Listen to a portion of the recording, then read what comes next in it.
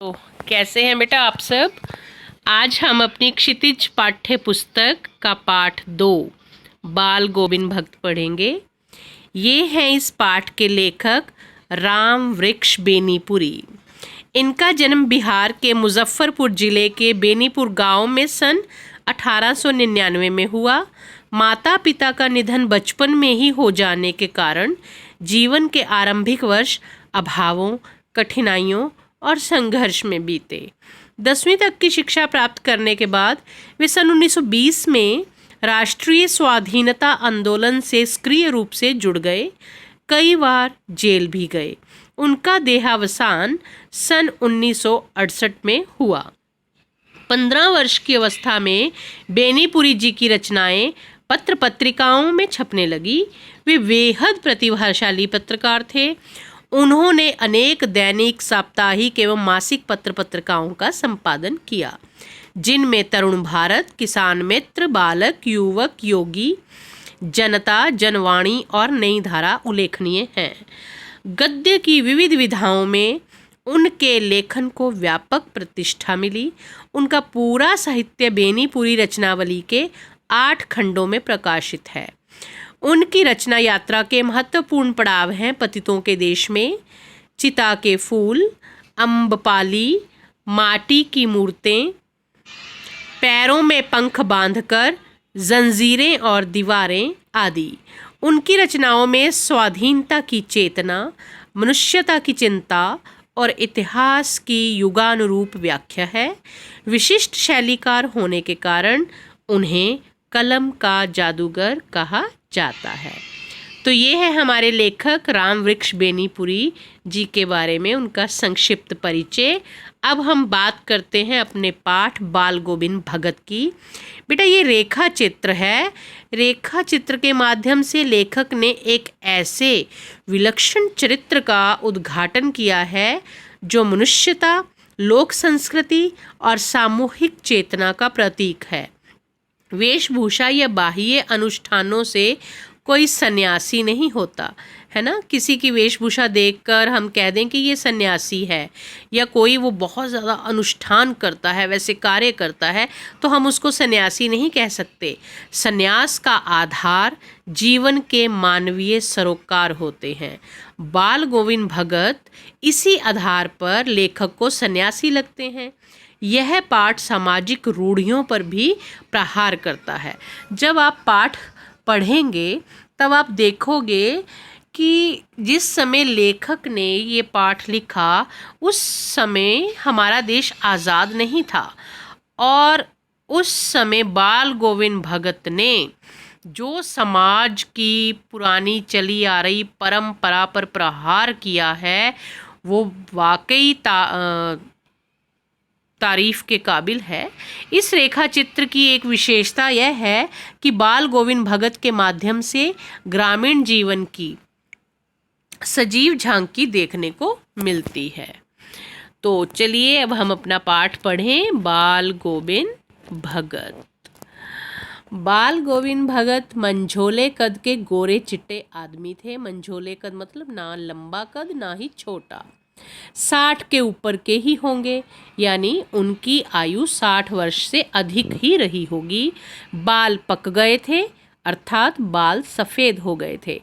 लंबी दाढ़ी या जटाजूट तो नहीं रखते थे। जिस प्रकार सन्यासी लंबी दाढ़ी रखते हैं, अपने सिर के बाल बढ़ा लेते हैं, ऐसा कुछ नहीं था।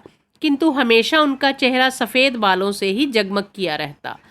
कपड़े बिल्कुल कम पहनते, कमर में एक लंगोटी मात्र और सिर में कबीर पंथियों की सी कनफटी टोपी, जो टोपी कान के ऊपर ही रहती है। कनफटी टोपी, कबीर पंथी टोपी जो होती है वो अपने सिर पर हमेशा पहन कर रखते। जब जाड़ा आता एक काली कमली, काले रंग का कंबल ऊपर से ओढ़े रहते। मस्तक पर हमेशा चमकता हुआ रामानंदी चंदन का जो टीका है वो अपने मस्तक पर लगाते। नाक के छोर से ही औरतों के टीके की तरह शुरू होता था, नीचे से शुरू करके ऊपर की तरफ उसको लंबाई में खींच देते। गले में तुलसी की जड़ों की एक बेडोल माला बांधे रहते। ऊपर की तस्वीर से यह नहीं माना जाए कि बाल गोविंद भगत साधु थे, नहीं, बिल्कुल गृहस्थ। उनकी गृहिणी की तो मुझे याद नहीं, उनके बेटे और पुतोहू की तो मैंने देखा था। अब यहाँ लेखक ये बता रहे हैं कि जो उनकी पत्नी है, लेखक ने उनकी पत्नी को नहीं देखा, अगर देखा भी होगा तो उनको याद नहीं था, लेकिन उनका जो एक बेटा और उसकी जो बेटे की पत्नी है उसको लेखक ने देखा था। थोड़ी खेती बाड़ी भी थी, यानी कि कृषि का काम करते थे। एक अच्छा साफ सुथरा मकान भी था। मकान कैसा था? बिल्कुल साफ सुथरा। किंतु खेती बाड़ी करते, परिवार रखते भी बाल गोविंद भगत साधु थे। साधु की सभी परिभाषाओं में खरे उतरने वाले। कबीर को साहब मानते थे। साहब मतलब अपने से ऊंचे, भगवान जिसको कहते, ईश्वर के रूप में कबीर को माना करते थे। कबीर कौन? कबीर हमारे जो कवि, आपने उनकी साखियां भी पढ़ी हैं कबीर जी की ना, उन्हीं कबीर की बात की गई है यहाँ पर। उन्हीं के गीतों को गाते, उन्हीं के आदेशों पर चलते, कभी झूठ नहीं बोलते, खरा व्यवहार रखते, मतलब सभी से अच्छा व्यवहार रखते, झूठ कभी नहीं बोलते थे। किसी से भी दो टूक बात करने में संकोच नहीं करते, ना किसी से खामखा झगड़ा मोल लेते। हाँ, बात सबसे करते थे लेकिन किसी से झगड़ा नहीं मोल लेते थे। किसी की चीज़ नहीं छूते, ना बिना पूछे व्यवहार में लाते। किसी की भी वस्तु को किसी से बिना पूछे नहीं लेते थे। इतने नियमों के वो पक्के थे। इस नियम को कभी कभी इतनी बारीकी तक ले जाते कि लोगों को कौतूहल होता। कभी वे दूसरे के खेत में शौच के लिए भी नहीं बैठते। वह गृहस्थ थे लेकिन उनकी सब चीज साहब की थी। साहब कौन? कबीर जी। जो कुछ खेत में पैदा होता, सिर पर लाद कर पहले उसे साहब के दरबार में ले जाते, जो उनके घर से 4 कोस दूर पर था। एक कबीर पंथी मठ से मतलब वह दरबार में भेंट रूप रख लिया, जाकर प्रसाद रूप में जो उन्हें मिलता उसे घर लाते, उसी से गुजर चलाते। कहने का अर्थ है कि वो जितना भी खेत में अनाज पैदा होता उसको बोरियों में भरकर, सिर पर रखकर, लाद कर कबीर जी के दरबार में ले जाते, और वहाँ पर जितना उनको प्रसाद के रूप में उनको वापस मिलता वो घर ले आते, बाकी वो सबका सब साहब के दरबार में चढ़ा आते। इन सब के ऊपर मैं तो मुग्ध था उनके मधुर गान पर। मधुर गान मतलब यानी कि वो बहुत सुंदर गाते थे, जो सदा सर्वदा ही सुनने को मिलते। कबीर के वे सीधे साधे पद जो उनके कंठ से निकलकर सजीव हो उठते। आपने भी कबीर के जो हैं वो पद सुने होंगे, कितने सुंदर हैं, आपने पढ़े भी हैं, है ना। तो वो जब अपने बाल गोविंद भगत अपनी आवाज़ में गाते तो बहुत सुंदर लगते। ऐसे लगता है कि खुद ही आकर के कबीर जो है उन पदों को बोल रहे हैं और सच्चाई होती उन पदों में। आषाढ़ की रिमझिम है, समूचा गांव खेतों में उतर पड़ा है। कहीं हल चल रहे हैं, कहीं रोपनी हो रही है। रोपनी मतलब क्या होता है बेटा? जब चावल की खेती की जाती है, धान की खेती की जाती है, तो पानी में पौधे, छोटे छोटे धान के पौधों को रोपा जाता है, लगाया जाता है, उसको रोपनी कहते हैं। धान के पानी भरे खेतों में बच्चे उछल रहे हैं और औरतें कलेवा लेकर मेड़ पर बैठी हैं। अब कलेवा क्या होता है? भोजन, नाश्ता। औरतें जो हैं अपने परिवार के उन सदस्यों के लिए भोजन लेकर आई हैं जो खेतों में काम कर रहे हैं। आसमान बादल में से घिरा, धूप का नाम नहीं, ठंडी पुरवाई चल रही। ऐसे ही समय आपके कानों में एक स्वर तरंग झंकार सी कर उठी। यह क्या है?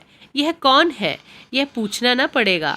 बाल गोविंद भगत समूचा शरीर कीचड़ में लिथड़े अपने खेत में रोपनी कर रहे हैं। उनकी अंगुली एक एक धान के पौधे को पंक्तिबद्ध खेत में बिठा रही है, यानी कि बहुत सुंदर लाइन में अब वो जो अपने पौधे हैं धान के उनको लगा रहे हैं, और उनका कंठ एक एक शब्द को संगीत के जीने पर चढ़ाकर कुछ को ऊपर स्वर्ग की ओर भेज रहा है। कहने का मतलब कि वो इतना सुंदर गा रहे हैं कि मानो उनकी आवाज़ स्वर्ग तक पहुंच रही हो। और कुछ को इस पृथ्वी की मिट्टी पर खड़े लोगों के कानों की ओर। बच्चे खेलते हुए झूम उठते हैं। मेड़ पर खड़ी औरतों के होंठ कांप उठते हैं। वे गुनगुनाने लगती हैं। हलवाहों के पैर ताल से उठने लगते हैं। रोपनी करने वालों की उंगलियां एक अजीब क्रम से चलने लगती हैं। बाल गोविंद भगत का यह संगीत है, यह जादू। भादों की वह अंधेरी अधरतिया अभी थोड़ी ही देर पहले मूसलाधार बारिश खत्म हुई। बादलों की गरज, बिजली की तड़प में आपने कुछ नहीं सुना हो, किंतु अब झिल्ली की झंकार या दादरों की टर टर बाल गोविंद भगत के संगीत को अपने कोलाहल में डुबा नहीं सकती। कहने का अर्थ है कि जो बारिश के मौसम में छोटे छोटे जीव जंतु, मेंढक इत्यादि आते हैं और उनकी आवाज़ें बहुत ज़ोर ज़ोर से आने लगती हैं, ये सारी आवाज़ें बाल गोविंद भगत के संगीत और गाने को अपने से कम नहीं होने देती। यानी कि उनका संगीत सबके सिर चढ़कर उन जादू की भांति बोलता था। उनकी आवाज़ वैसे ही गूंजती थी। उनकी खंजड़ी डिमक डिमक बज रही है और वे गा रहे हैं, गोदी में पियावा चमक उठे सखिया, चिहक उठे ना। हाँ, पिया तो गोद में ही है, किंतु वह समझती है कि वह अकेली है। चमक उठती है, चिहुक उठती है। उसी भरे बादलों वाले भादों की आधी रात में उनका यह गाना अंधेरे में अकस्मात कौंध उठने वाली बिजली की तरह किसे न चौंका देता। अरे, अब सारा संसार निस्तब्धता में सोया है। बाल गोविंद भगत का संगीत जाग रहा है, जगा रहा है। तेरी गठरी में लागा चोर मुसाफिर जाग जरा। देखो, ये सामने जो तस्वीर है, इसमें बाल गोविंद भगत गा रहे हैं और उनके साथ गांव के अन्य लोग भी बैठे हैं। कार्तिक आया नहीं कि बाल गोविंद भगत की प्रभातियां शुरू हुई। प्रभातियां होती हैं, सुबह सुबह प्रभात फेरी निकाली जाती है, जिसमें लोग ग्रुप में इकट्ठे होकर, टोली में इकट्ठे होकर भगवान के भजन गाते हैं। उसमें बाल गोविंद भगत क्या गाते हैं? कबीर के पद, कबीर के दोहे, जो फागुन तक चला करती। इन दिनों वह सवेरे ही उठते, ना जाने किस वक्त जग कर वह नदी स्नान को जाते। गांव से 2 मील दूर थी वो नदी। वहां से नहा धो कर लौटते और गांव के बाहर ही पोखरे के ऊंचे भिंडे पर अपनी खंजड़ी लेकर जा बैठते और गाने टेरने लगते। मैं शुरू से ही देर तक सोने वाला हूँ, किंतु एक दिन माघ की उस दांत किटकिटाने वाली भोर में भी उनका संगीत मुझे पोखरे पर ले गया था। कहने का मतलब है कि जो लेखक है वो देर तक सोया रहता था, लेकिन एक दिन सुबह सुबह इतनी ठंड में कि दांत भी किटकिटाने लगे। सुबह सुबह वह अपने पोखरे पर बैठे मज़े से गाना गा रहे थे और लेखक भी वहाँ पर पहुँच गए। अभी आसमान के तारों के दीपक बुझे नहीं थे। हाँ, पूरब में लोही लग गई थी। लोही मतलब हल्की हल्की लालिमा आनी शुरू हो गई थी सूरज की, जिसकी लालिमा को शुक्र तारा और बढ़ा रहा था। खेत, बगीचा, घर सब पर कुहासा छा रहा था। सारा वातावरण अजीब रहस्य से आवृत मालूम पड़ता था। उस रहस्यमय वातावरण में एक कुश की चटाई पर पूरा मुंह काली कमली ओढ़े बाल गोविंद भगत अपनी खंजरी लिए बैठे थे। उनके मुंह से शब्दों का तांता लगा था। उनकी उंगलियां खंजरी पर लगातार चल रही थी। गाते गाते इतने मस्त हो जाते, इतने सुरूर में आते, उत्तेजित होते कि मालूम होता अब खड़े हो जाएंगे। कमली तो बार बार सिर से नीचे ही सरक जाती। मैं जाड़े से कंपा रहा था, किंतु तारे की छाँव में भी उनके मस्तक पर श्रम बिंदु जब तक चमक ही पड़ते। श्रम बिंदु मतलब बेटा पसीना। इतनी ठंड में भी बाल गोविंद भगत इतने सुरूर और जोश में गाते थे कि उनके माथे पर पसीना आ जाता। गर्मियों में उनकी संझा कितनी उमस भरी शाम को ना शीतल करती। यानी कि शाम के समय, जैसे आजकल हमारे यहाँ पे मौसम है ना, शाम को कितना पसीना आता है, उमस सी रहती है, ऐसे समय में भी उनका गाना सबको शीतल कर देता। अपने घर के आंगन में आसन जमा बैठते। गांव के उनके कुछ प्रेमी भी जुट जाते। खंजड़ियों और करतालों की भरमार हो जाती। एक पद बाल गोविंद भगत कह जाते, उनकी प्रेमी मंडली उसे दोहराती, तिहराती, यानी कि 2 बार गाती, 3 बार गाती।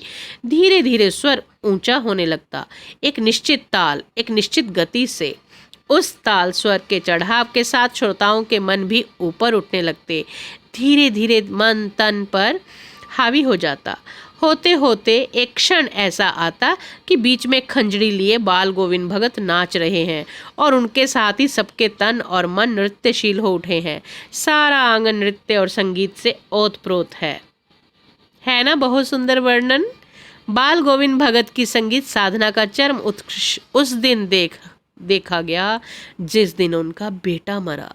इकलौता बेटा था वह, बहुत सुस्त और बोदा सा था, किंतु इसी कारण बाल गोविंद भगत उसे और भी मानते।